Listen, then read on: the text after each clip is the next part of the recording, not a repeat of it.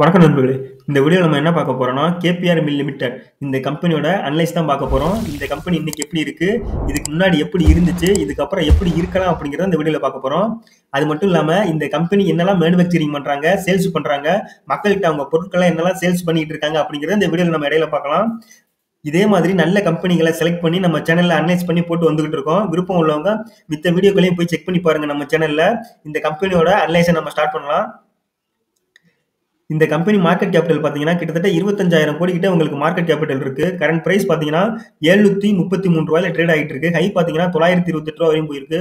Low பார்த்தீங்கன்னா 536 ரூபா வரையும் லோ போயிருக்கு. இந்த கம்பெனிக்கு கடன் பார்த்தீங்கன்னா 843 கோடி கடன் இருக்கு. ப்ரொமோட்டர் ஹோல்டிங் பார்த்தீங்கன்னா 73.8% அவங்க ஷேர் அவங்களே ஹோல்டு பண்றாங்க. சேல்ஸ் குரோத் பார்த்தீங்கன்னா 11% இந்த கம்பெனிக்கு சேல்ஸ் குரோத் இருக்கு. ரிசர்வ் பார்த்தீங்கன்னா 4000 கோடி கிட்ட ரிசர்வ் வச்சிருக்காங்க. நெட் ப்ராஃபிட் பார்த்தீங்கன்னா 800 கோடி கிட்ட நெட் ப்ராஃபிட் பண்றாங்க. சேல்ஸ் பார்த்தீங்கன்னா 6313 கோடி கிட்ட சேல்ஸ் பண்றாங்க. நம்ம பார்த்த வரையுமே பார்த்தீங்கன்னா இந்த கம்பெனிலாம் லாங் டைமுக்கு ஒரு நல்ல கம்பெனியா தான் இருக்கு. ஏன்னா அவங்க வந்து நெட் ப்ராஃபிட்டும் நல்லா இருக்கு, சேல்ஸும் நல்லா இருக்கு. எந்த ஒரு கம்பெனிக்குமே சேல்ஸும் நல்லா இருக்கணும், நெட் ப்ராஃபிட்டும் நல்லா இருக்கணும். அப்பதான் இந்த கம்பெனி வந்து ஃபியூச்சர்ல ஒரு நல்ல மல்டிபிளராக அதிக வாய்ப்பு இருக்கு. நம்ம இதுக்கு அடுத்து பார்த்தீங்கன்னா இந்த கம்பெனியோட ஓவரால் சார்ட்டை நம்ம பார்க்கலாம். இந்த கம்பெனியோட ஓவரால் சார்ட் நம்ம பார்க்கலாம். இந்த கம்பெனி 2008ல இருந்து 2014 வரையும் பார்த்தீங்கன்னா 10 ரூபா 15 ரூபா அந்த ரேஞ்சிலே தான் ட்ரேட் ஆகிட்டு இருந்திருக்கு. 2014க்கு அப்புறம் பார்த்தீங்கன்னா இந்த கம்பெனி கொஞ்சம் கொஞ்சமா மூவ்மெண்ட் ஆகி இப்போ 700 ரூபாய் கிட்டத்தட்ட 2021ல டச் பண்ணியிருக்கு. அதுக்கப்புறம் பார்த்தீங்கன்னா ஒரு சின்ன டவுன் வந்த ஒரு பெரிய டவுன் வந்தாலும் இப்போ பழையபடி ரெக்கவர் ஆகி கிட்டத்தட்ட 900 ரூபாய் கிட்ட போயிட்டு இப்போ 800 ரூபாய் கீழே ட்ரேட் ஆகிட்டு இருக்கு.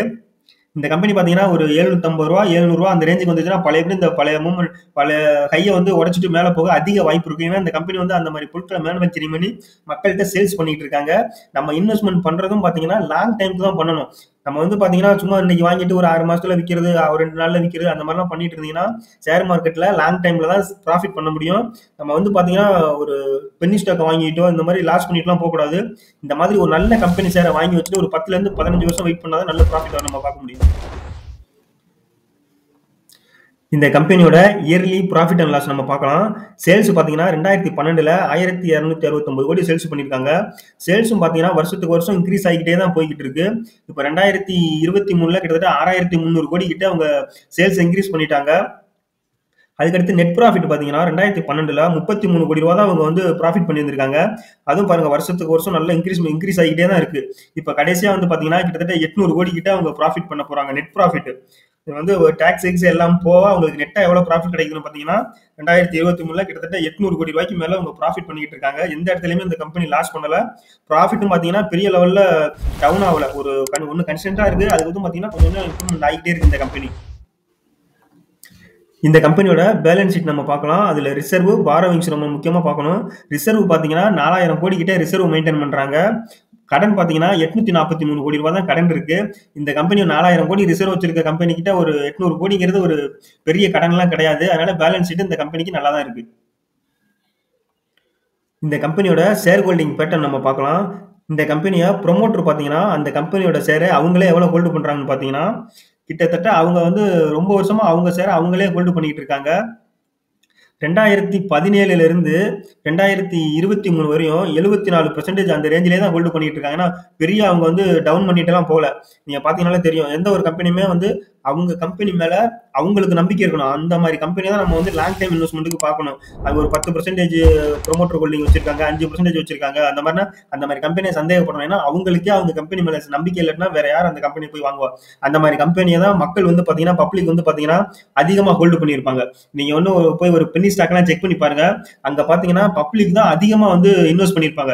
இந்த மாதிரி நல்ல கம்பெனிகள் எல்லாம் வந்து நம்ம பப்ளிக் இன்வெஸ்ட்மெண்டே பண்ண மாட்டாங்க. எங்கெல்லாம் லாஸ் வருமோ அங்கதான் தேடி தேடி போய் நம்மளால இன்வெஸ்ட் பண்ணி லாஸ் பண்றது ஷேர் மார்க்கெட்ல.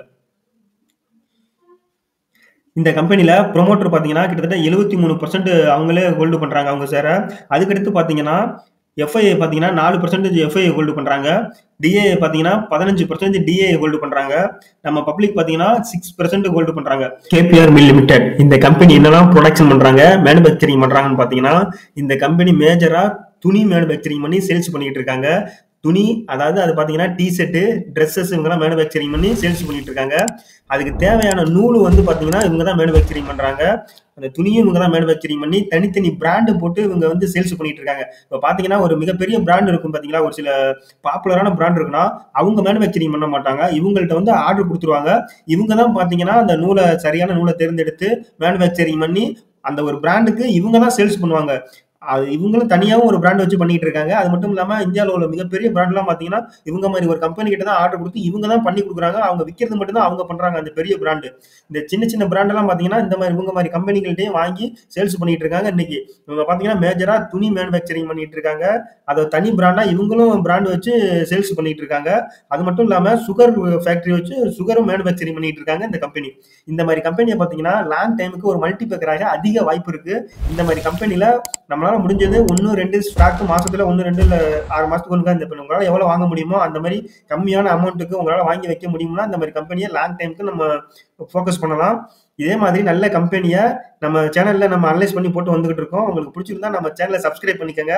மறக்காம லைக் பண்ணுங்க. நன்றி.